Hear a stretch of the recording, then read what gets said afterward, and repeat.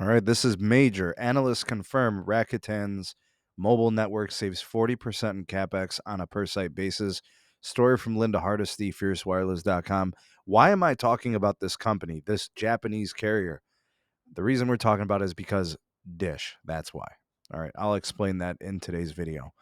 So, on a per site basis, Rakuten is actually one of the more cost efficient, cost effective carriers in the world.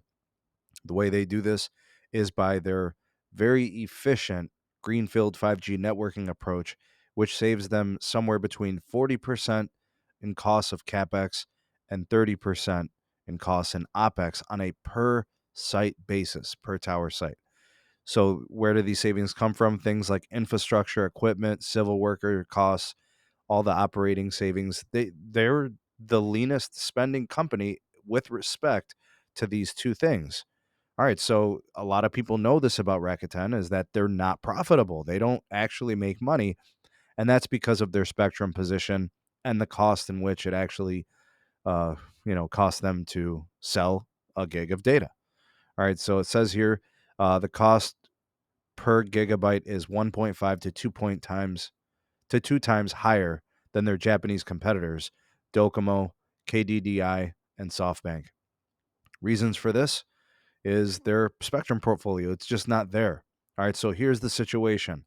If you look at Rakuten's portfolio of spectrum, they've got sub-6 frequencies, they've got millimeter wave, and then they got 1.7 gigahertz. That's going to be similar to like PCS, right? Band 2, band 25 for T-Mobile. AT&T and Verizon also have band 2. All right, so very similar. Uh, but they don't have low band, which means they don't really have good coverage. They have to densify with a lot of sites.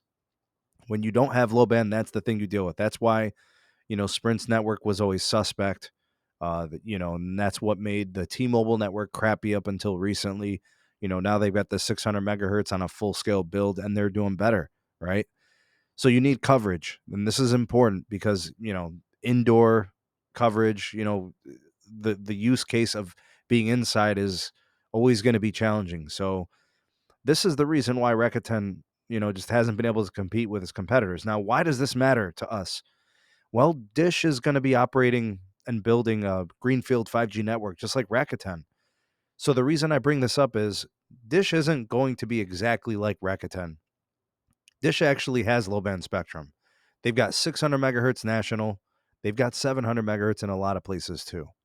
So their spectrum position is very different. And they also have a lot of AWS, right? So when we look at the breakdown of the spectrum holdings, the sub 6 gigahertz and all of that, I don't know if you guys know this, but Dish has a very similar portfolio to the old T-Mobile and the old Verizon. Now, they have recently added a lot of spectrum, right? T-Mobile with N41, the 2.5 gigahertz, and a little bit of C-band. Verizon with a ton of C-band. Excuse me. That's kind of what I mean. I mean, they'll never have the market share of the old T-Mobile. Like the old T-Mobile had like 60, 70 million customers. Dish has as much spectrum as the old T-Mobile. Verizon has like over 120 million customers and look at the spectrum that they've got and they've made it happen. So this is encouraging. Don't be surprised if people start investing in Dish. There's a reason why Amazon is all in with Dish.